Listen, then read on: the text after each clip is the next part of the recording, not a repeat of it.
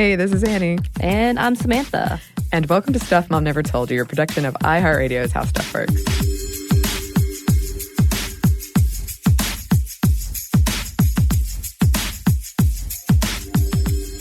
Okay. All right, here we go. Today, we are finally tackling a topic I have wanted to talk about for a long time. I believe in the first ever episode that I was on that wasn't kind of an intro episode, right? I mentioned that I wanted to talk about this. Right. I think you told me that pretty quickly as one of your ideas when we were discussing the future of Sminty. And I'm like, I don't know if I can contribute to this, but I will be there to listen.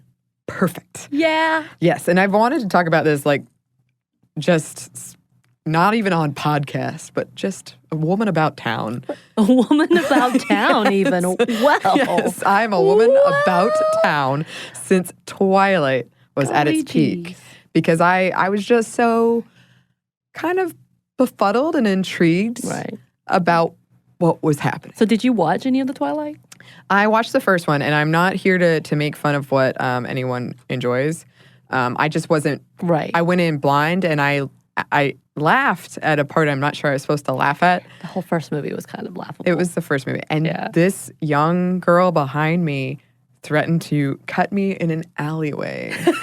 And I was like, I want to talk about this. One day I'll have a podcast of my own, and I can delve into why. So I was in the middle of the Twilight frenzy as well, and I was much older than majority of the Twilight people, who Twilight fans, I think, the fandom. And I will say it was really enjoyable, and I did like it because it was an easy read, and it was really like mind-numbing in the sense of like you don't have to think too hard into it. Yeah. And as any other thing, we talk about fangirling, which is sexist in a comment, but essentially the idea that you get really obsessive with a character and or an idea. And this is kind of that world, that fantasy world, which also translated into 50 Shades of Grey. Yes.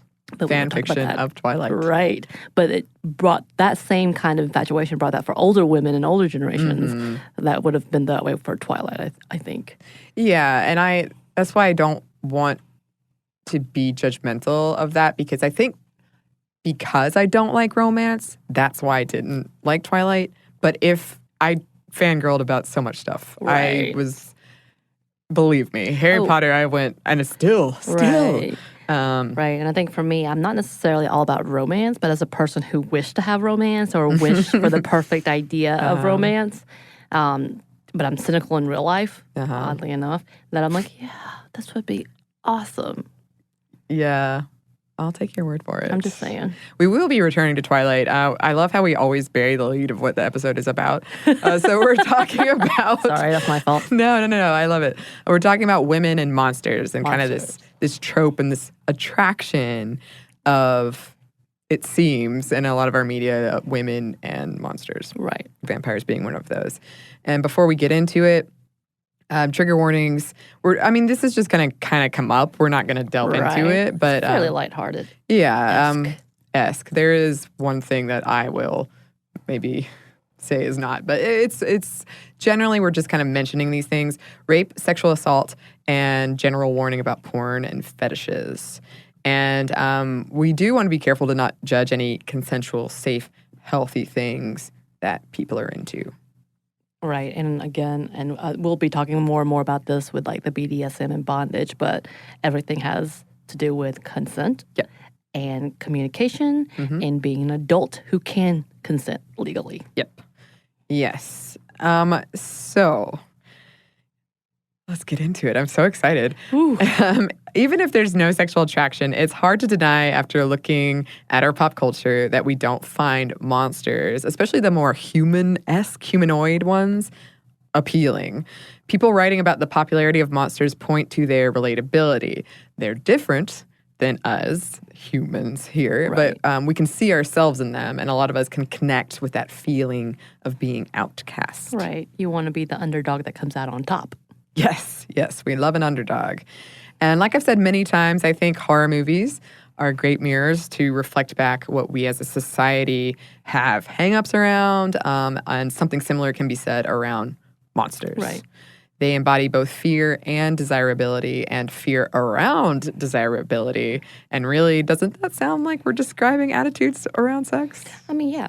I mean, I will say for me, and it's not exactly a monster, but like Dexter. Uh-huh. His character was intriguing to me because it had a bit of my biggest fear of who I could be. Oh, really? Right, yeah. Oh, I'm like getting up out of my Are you a little nervous now? Are you a little nervous? I'm a little nervous. Because it reflects a lot about trauma in childhood. Yeah. But at the same time, he kind of is that guy that, as the monster, you want to make better somehow. Yeah. It's a really interesting dichotomy. I was trying to explain to a friend after perhaps one too many glasses of wine at 5 a.m. Yes. This was after we karaoke'd. Oh, see, this is why I can't hang with you past like 1 a.m. we had to wait for our pizza to arrive.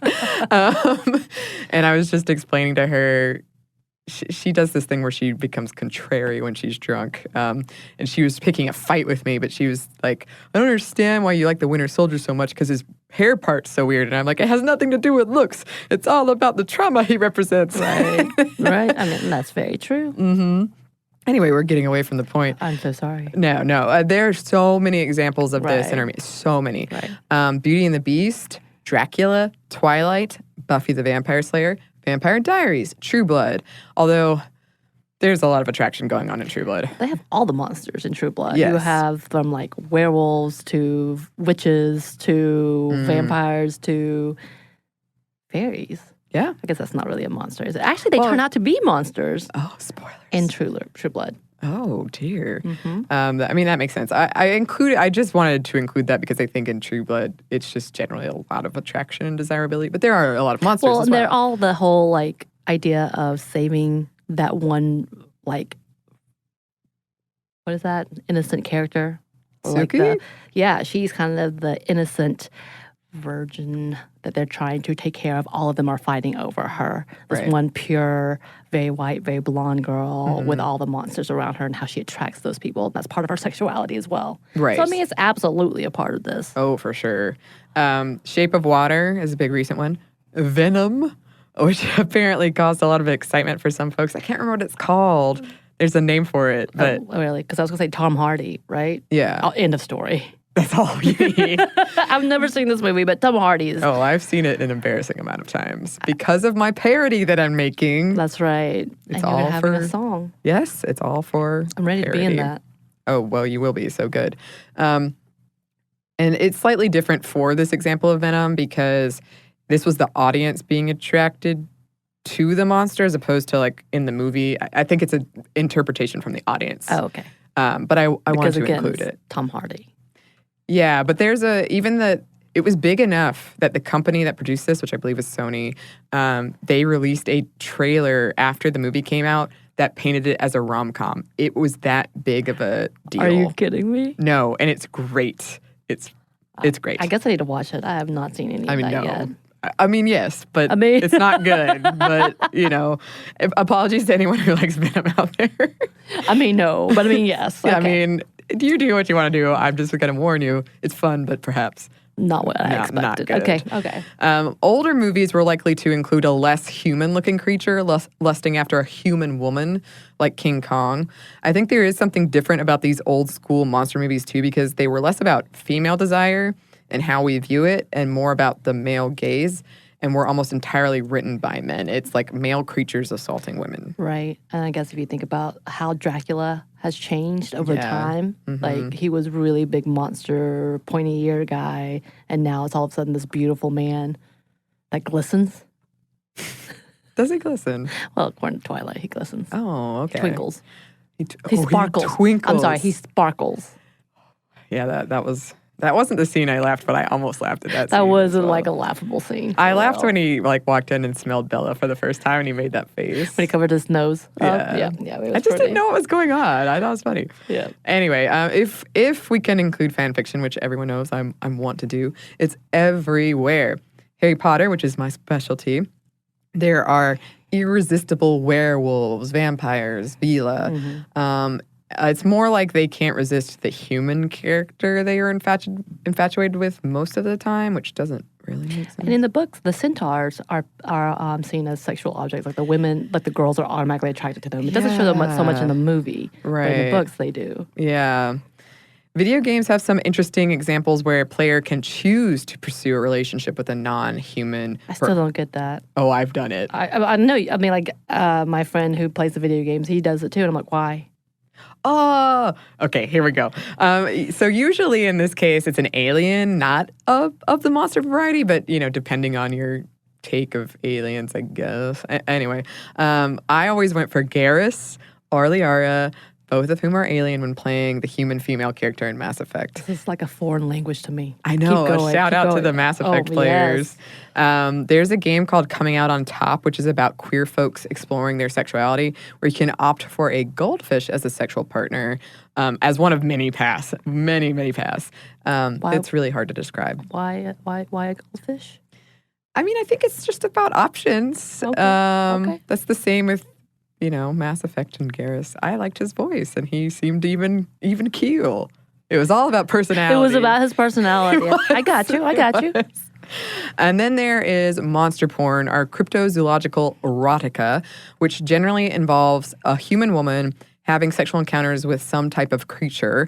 And this is actually largely written by women. Really? Mm-hmm. There is perhaps a surprising amount of science looking into why this is a thing, or perhaps it's not surprising at all. The current consensus is it has to do with usually women wanting to explore a wider variety of erotic experiences.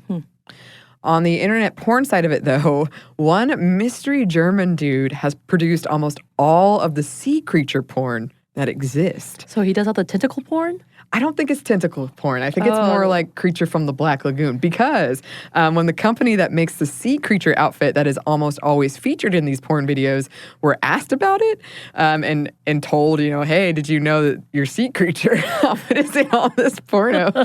They responded, quote, "We did not know that our sea creature costume was being used in pornographic films. We hope the actors find the costume comfortable, easy to wear, and that the audience enjoys the artistic beauty of the costume." Oh, wow. Mm-hmm. That is the most generic, company, corporate answer, but I love it. That's pretty, I mean, I enjoy it. Unbiased, like, oh yeah, it's fantastic. We're glad you like our comfortable costume. and you can appreciate the beauty. I hope you appreciate that.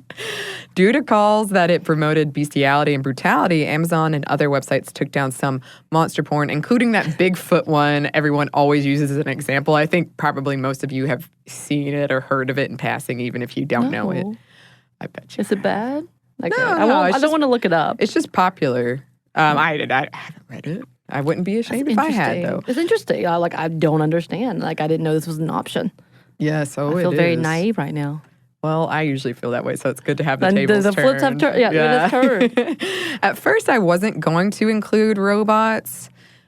Oh, what a fun sentence that is.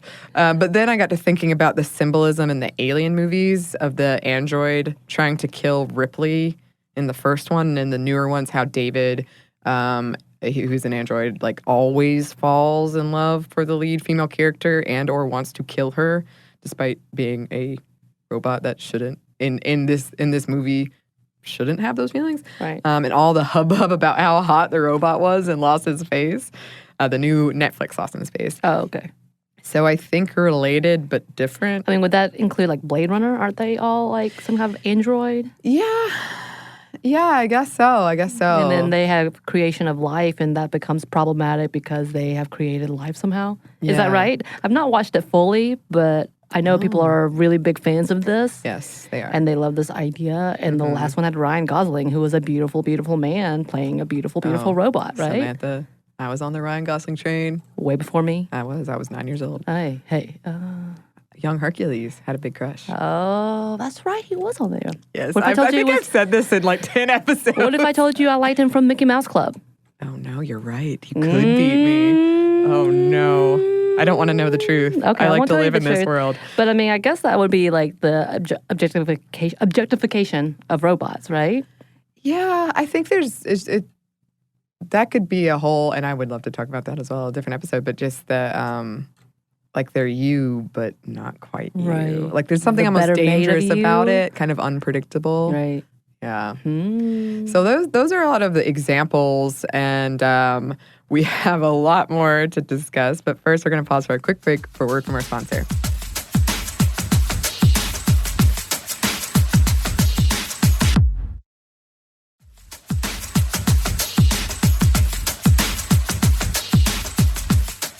And we're back. Thank you, sponsor. We're not the only ones who are curious about this, or I'm not. I mean, Samantha's just I'm just learning. This is a fascinating topic, so let's keep going. Okay. Psychologists think that it in part has to do with the allure and thrill of the unknown. Right. There's also an inherent power dynamic, a submissive dominant layer that some people are attracted to. On top of that, monsters can often represent repressed sexuality, especially things that are taboo or perverse, and sexual desire. Monsters can represent raw animal passion and also often exemplify exaggerated masculine traits. It can be exciting and different, and sometimes people are attracted to that danger, kind of like we were just talking about. Something else I found said early examples of this, especially in children's movies like Beauty and the Beast, were meant as almost moral tales of male predatory behavior and gender roles in scripts. So men, in this case, are animalistic with insatiable desires, and women either will fall victim to that desire or have to cater to it. Right. I guess you could say that about the Red Riding Hood, Little Red Riding Hood. Yeah, that came up as an example as well. Belle's love, and in this case you can read it as femininity and her sex, makes the beast human. It redeems his animalistic, brutish nature, brings out his best qualities. Without it, he is a monster. But Gia Tolentino wrote in The New Yorker, the half-buried truth about Disney's Beauty and the Beast is that in the end, the prince is a letdown. I thought so too. Like it's not as good as the Beast? No, it's not even that for me. It was for a lot of people because you do spend the whole movie with this character, and then it's like a blonde ponytail dude. And right. Like, wait, whoa. Right. I just remember thinking, no. Right. You like the goofy manner. I guess I think I was just... I'm thinking about the scene where she's teaching him how to eat correctly. Right. And he's like, oh. Was always like a big bumbly guy who stops and he's like, oh, thanks. Yes. I think it's just you spend time... Like, it's kind of odd to, at the end, here is this character, and it just feels jarring, kind of. And if it is, like, the top search result, if you type in Beauty and the Beast prince, and it's a letdown. So a lot of people think that. Okay. And there's also Stockholm Syndrome involved in that particular example. Right. Can also be interpreted as Belle sacrificing her freedom and the Beast sacrificing what made him different. And then, kind of related, Buffy has that, and I love Buffy the Vampire Slayer, but it has that problematic thing with Angel and Buffy where the second after they have sex, he becomes a mindless monster and she loses him. Right. And then there's also the problematic thing of the attempted rape of Buffy by Spike. Don't they get together in the end? They get together at some points over, I can't remember how it ends. I just remember that being a thing, and I'm thinking, they do get together. Wow. So he tried to rape her, but then they got together. Yeah, but there's so many things. And then this is a whole cautionary tale. If you have sex, it's going to be really bad. Yes. The guy who you like will be an ass. Yes. That was me trying to You were going to say something worse, but I got you. Yeah, and then there was that book, I think it's written by R.L. Stine. It was definitely one of those teen thriller / horror writers that I loved. Wrote an adult novel, which included this like monster character that I think came from incest somehow, and he's a horrible man, a horrible thing with no mind, and the mother is trying to control him or whatever, and then he goes out and eats people. But one of the scenes, he's raping a woman that he's essentially eating at the same time on a carnival ride, I believe. What? It was really like, what is going on? And of course, the woman who was eaten was the slut of the characters. So there was like 4 college friends, and the virginal, is that a word? Yeah. Where the virginal one was like protected somehow, but the slut character was the one that ended up being eaten and raped as if she deserved it. And she tried to, I think, entice him as a way to try to get away from him, as if like giving what he wanted, the monster wanted, she could maybe live, but she of course doesn't. Right. I just remember that being like, oh my God, what is happening? Yeah. So it kind of took all the tropes of the cliches of monsters and films and all of that, and women within monsters and books. It's kind of like, what the hell just happened? Yeah. It was really weird. Yeah, that sounds a lot like, have you ever seen Cabin in the Woods? Yes. It sounds like that. But Cabin in the Woods is a parody. Right. Also, when Samantha brought this up in the studio, that there was an R.L. Stein adult book, me and super producer Andrew got so excited. Until then I started explaining what it was, and both of you were like, oh, no, nope, that sounds terrible. Nope. And I need to go back and make sure. Either it was R.L. Stein or maybe Christopher Pike. But it was definitely one of those, and the reason I read it was because I loved them both so much growing up. Right. You know, who doesn't love the Fear Street Chronicles? It's fantastic. Or all of the Goosebumps. See, I didn't like Goosebumps as much. I like the Fear Street. I liked Goosebumps. I like the witches. I like the one with the two girls who go hitchhiking, and one of the girls is the murderer, but you think it's the guy that they pick up the entire time. He knew how to do a good plot twist. A twist. Some studies have shown that despite finding the possibility or reality of real-life rape horrifying and traumatic, up to 63% of women admit to fantasizing about having sex against their will, particularly with monsters. And we sort of touched on this. It depends on publishing schedules. Right. But I think it's super complicated, and I, along with the study authors, want to emphatically drive home, this does not mean that women want to be raped in real life. No, no, no. Right. No. Not coerced, not forced, nothing of the sort, like some men disgustingly and excitedly claimed when these survey results came out. It's there's a lot of reasons behind it, but like we were saying, there are two consenting adults can agree to like maybe plays or scenes, as we've now learned the terms for. Yes. As in fact, in what you do in the privacy of your own home with your partner or whomever you're with that day, and you have an established actual play thing. Consenting thing that you want to do. Whatever it is, and that's fine. But once again, there's still consent in play. Whether it's like there's a time frame, whatever scenario you've got for yourself. Mm-hmm. And I have a lot of my own theories on why this is, and I think, like most things, there's a lot going on and everybody is different.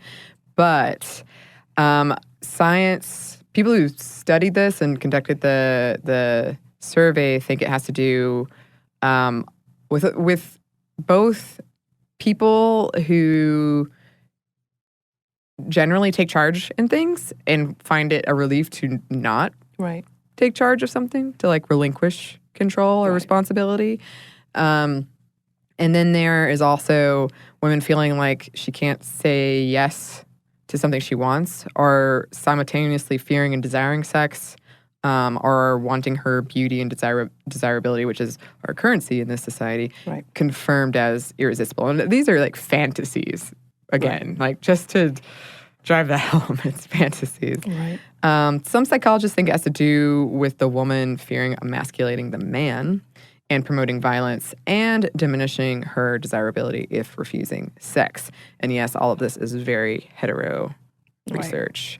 And a couple of things to add here is the women who reported having these fantasies also reported higher levels of consensual fantasies and higher levels of openness and positivity when it comes to sex, as opposed to the women who didn't. Because of that, some psychologists think this fantasy might be an underlying desire to explore more sexual scenarios like bondage or some other kink.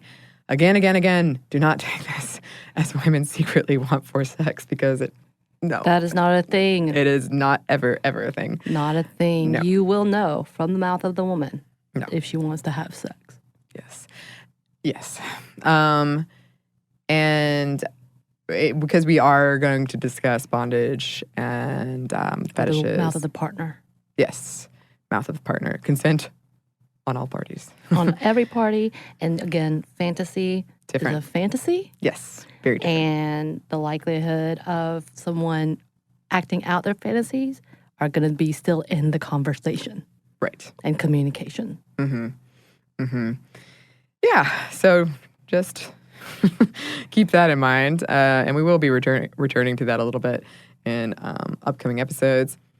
Scientists and psychologists take issue with the term rape fantasy, too, saying it should be more accurately described as consensual ravishment or agreed to aggression. And again, I think this has a lot to do with our own past societal ideas of being manly or masculine. And again, this is very heteronormative. But if you look at things like The Fountainhead, there's a pretty intense scene of this guy coming after her who is the main protagonist and the hero of the book, with this girl who is snobby and rich that gets taken by him. And the same idea with Gone with the Wind, when he picks her up and ravishes her, essentially, and he feels regret the next day. That is not the same thing. No. And for some reason, it is romanticized. And so therefore, the idea of having a Rhett Butler in your life sweeping you away, as opposed to, hey, if this is any other guy tried to touch me, I'd punch him in the throat and the dick. I guess I can't say that, can I? I think so. Okay, well, I just did. But I mean, that's the difference. It's like this is a whole picture. And again, breaking down what is norm and what is not norm. And then breaking down what is acceptable and not acceptable. Yeah. And I know I was reading some other studies about how there's a fear of communicating, like, what you want if it's not quote unquote normal when it comes to sex, if it is kind of a fantasy or something that might be a little more risque. Right. So it is hard to get good numbers around it because, you know, people are a little, it can be a little shy. Well, and also there's still that shame factor that happens as we talk about many, many times, and whether or not we can say what we want because will you look on me with shame? Do I have guilt about these feelings? Whatever, whatnot. Yeah. There's a huge cloud over everyone with whatever they think is not normal based on their experiences or their environment or their social ideas. And so therefore, they would rather just sit in silence than actually communicate and be open, which is sad. Yeah, but I think things are changing slowly. Yes. There are a lot of dudes and some women who like to argue that the attraction to monsters thing demonstrates that toxic masculinity doesn't exist and that it's what women really want and also know. That doesn't even make sense. Like, what? Yeah. I just saw that in a lot of places and I was like, okay, well, no, but I want to address it. Right. Side issue, female sea creatures giving up power and family to be with human men. Because I've seen that in a couple things, a la Ponyo or The Little Mermaid. Other related side issue, the, quote, monster hotness gap. I did not coin that. Or the fact that generally speaking, female monsters have to be hot and overly sexualized. But this isn't as often the case with women and male monsters. Just think of monster Halloween costumes for men versus women. Yeah, that like... I mean, you and I are talking also the fact that when we look at the movie with Megan Fox.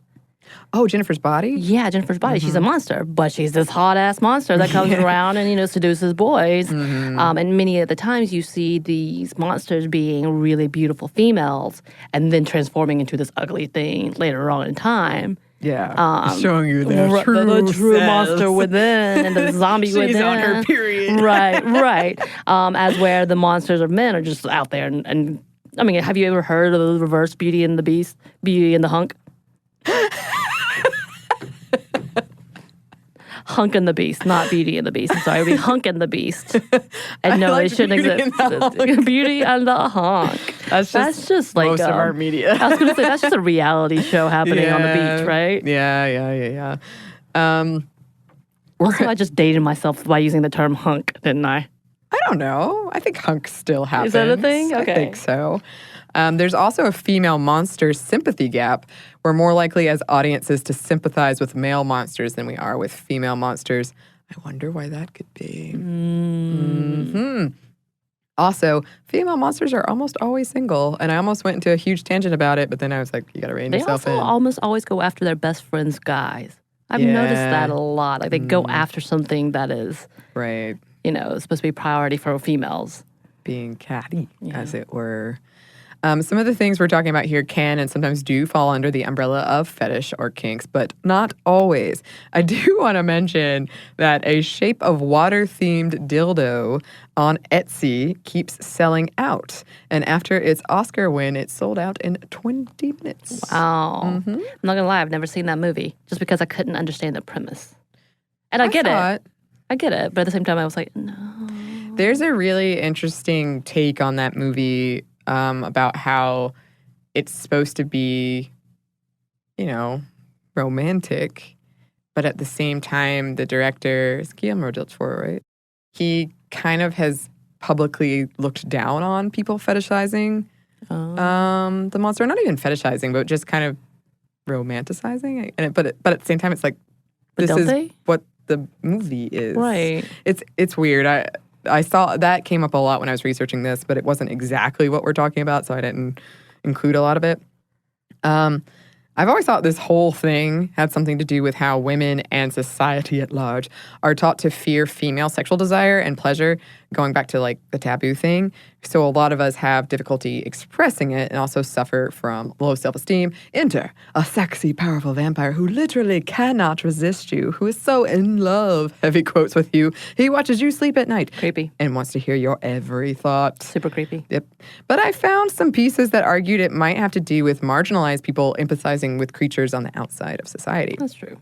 There's some criticism in that vein, too, that rather than depict sex outside of our cis hetero norms, pop culture opts for monsters instead. Yeah, I found that interesting.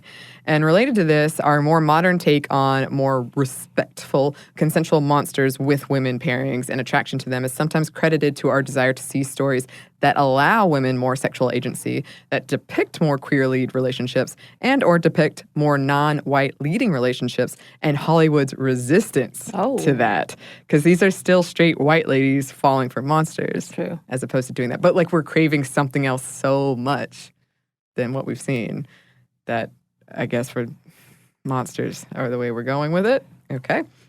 Something else I read claimed that vampires and werewolves often, especially in older works, were layered with homosexual overtones and thus a fear of spreading homosexuality. Yes. And I also want to add that I think writing fan fiction that involves sex with a monster that isn't consensual is often a way of working through complicated feelings around sex or past sexual experiences.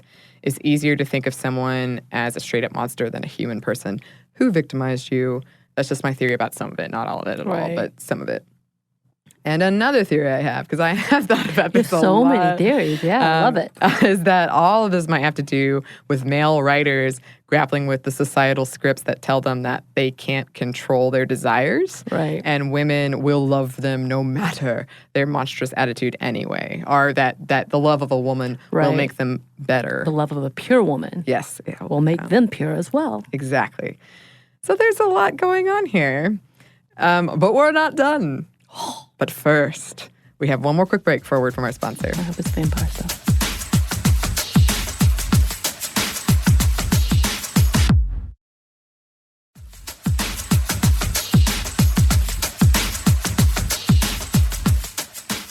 And we're back, thank you, sponsor.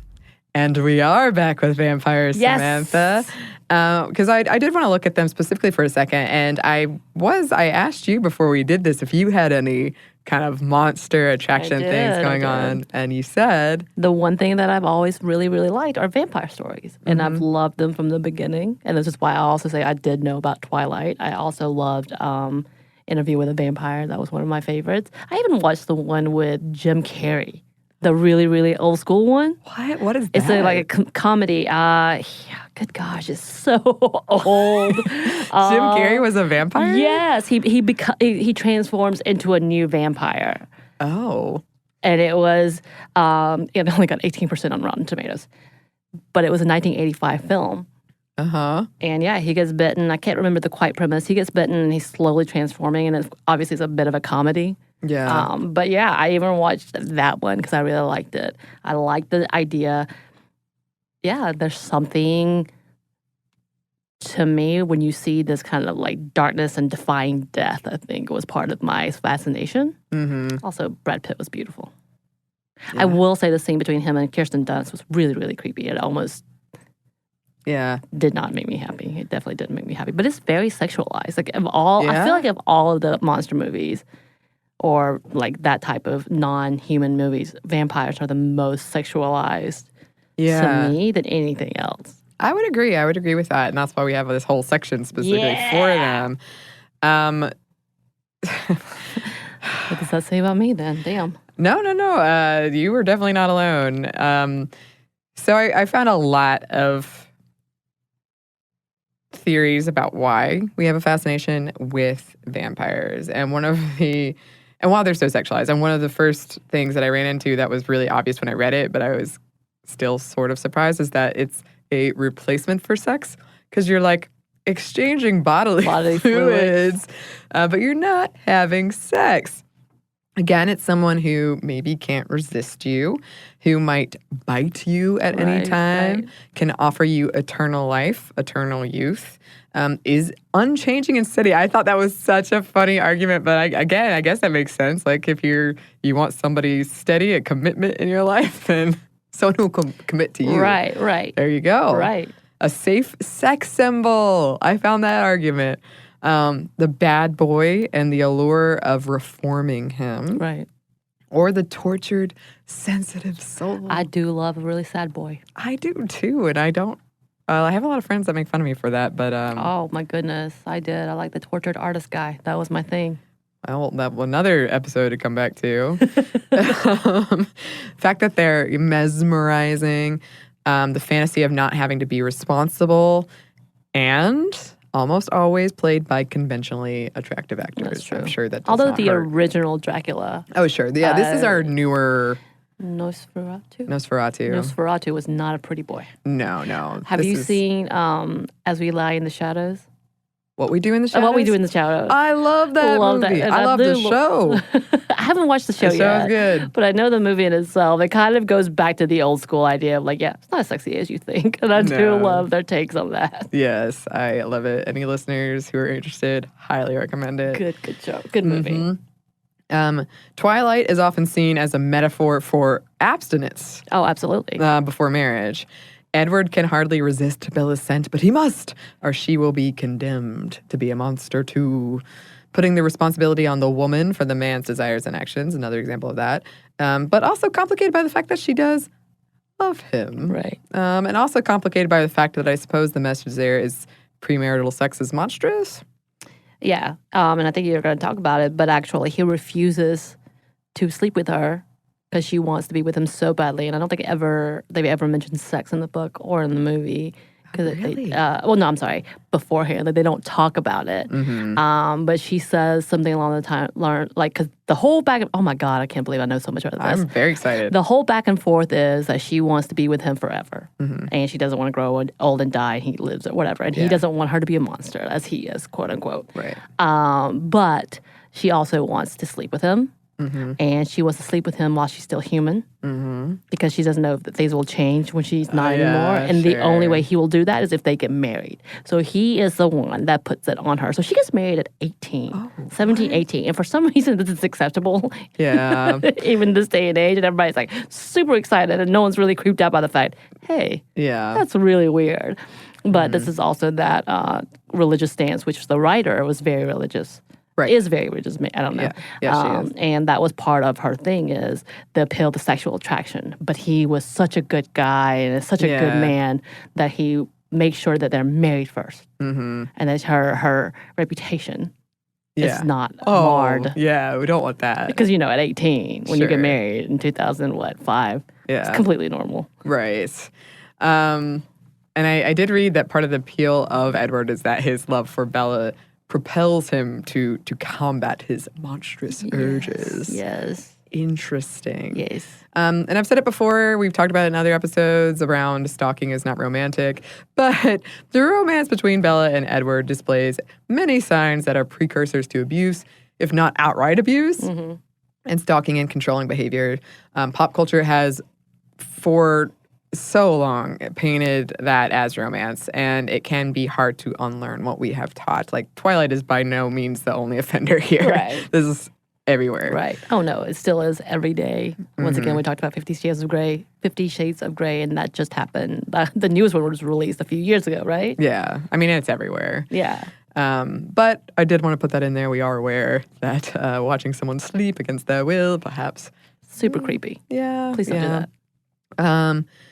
One article claimed that the popularity of Twilight and other modern vampires is almost entirely straight women being attracted to gay men. Okay. And women being attracted to something dangerous yet safe. Like, they're powerful, but they also have a lot of self-control. Like, they can protect you. Right. I don't know. It's this whole, being saved idea. Yeah. And being pure and walking into something dangerous once again. Because both Bella and even in True Blood, that's the same idea. And in the old school Bram Stoker's Dracula with Gary Oldman. Yep. in Winona Ryder. Yep. It's the same thing. She's this pure woman that comes through as an idea of saving an individual. And I will say True Blood did a better job of, at least, I guess because they had 6, 7 seasons long of exploring her sexuality a little more and her being a little more demanding. She dreams that she has a threesome with him. Oh. Yeah. Oh. It was very Threesome, shocking. you're saying. Threesome. What? But 2 with vampires, though. Oh, okay. I don't remember that show very well. I only watched first 2 seasons and with my friends. And again, I really like that show. But I did like Godric. I remember Godric very vaguely, and I liked him. Alex Skarsgård. I don't know who he was. Godric. He was the one that the old. The old Yeah. human character. In the end, he was one of yeah. the first vampires. Yes. Yeah. Yes. I think it really is a desire to see something different than what we have seen. Right. I also want to include in here briefly that when I was researching this, some examples included things for monsters that I found troubling. And I think there is a layer of ableism and misunderstanding of mental illness that is at play in a lot of this. I just wanted to mention that. I came across some examples that I was like, I don't know. This whole idea is so demeaning to women in general, and those who identify as female, or just anybody who, there's nothing wrong in delving into an imaginary world where you want more, or you want something that is purely your fantasy. You can think what you want. Again, I still like vampires. I still think it's fantastic. I still like the idea of that kind of fantasy realm. But A, I don't want to be stalked. B, I don't want anyone to draw blood from me. So, Yeah. you know what I mean? Yeah. But there is that fine line of where do we push this idea where women become these objects of whether it's they have to be the representation of purity, and they should be always pure and gentle and kind and giving and change people, which is my own personal struggle in trying to be I gotta help and fix people. That's not a true thing, but these films oftentimes portray that as this is the best way to be a woman. Yeah. You know what I mean? Or this is the best way to be a good partner. And you start looking at things like 50 Shades of Grey and understand, I think what I do like about all these things is it does portray that women are sexual and do desire to be a part of that fantasy life and to do some more exploration, and that these conversations should happen, but they do definitely put women in a box, and you have to be careful on both of those levels. Yeah. And also, with most media that we enjoy, well, I don't know about most, but a lot of media is an exaggeration of life. Right. That's why we're going, is because it takes something that maybe we feel and exaggerates it. Superhero movies are a great example. Right. They're still human characters. When it's done well, they're human characters you can relate to, and they're dealing with things we can relate to, but on a bigger scale, on a more exciting, imaginative scale. Right. So I think that is at play here as well, because it's just different than a rom-com. It's a little more dangerous. You want something a little dangerous. Yeah. So we're about gonna wrap this up. We didn't really get into, except for you briefly, Samantha, human monsters a la Dexter. Yeah. Because I think that is a different thing. That is. It's a whole different level of serial killers. Yeah, and we kind of briefly touched on that with the recent, the Ted Bundy documentary and the You on Netflix. That is a different thing. I'm happy to talk about it at a future date. But basically, human sexuality is complicated and is influenced and shaped by a plethora of things. And it comes out in many different forms and in many different ways. It does indeed. And we would love to hear from listeners about your favorite monster movies, if you've written any stories or fan fiction. Oh, yeah. Would love to read it. You can email us at stuffmediamomstuff@iheartmedia.com. You can also find us on Twitter at momstuffpodcast and on Instagram at stuffmomnevertoldyou. Thanks as always to our super producer, Andrew Howard. Mr. Howard. And thanks to you for listening. Stuff Mom Never Told You is a production of iHeartRadio's How Stuff Works. For more podcasts from iHeartRadio, visit the iHeartRadio app, Apple Podcasts, or wherever you listen to your favorite shows.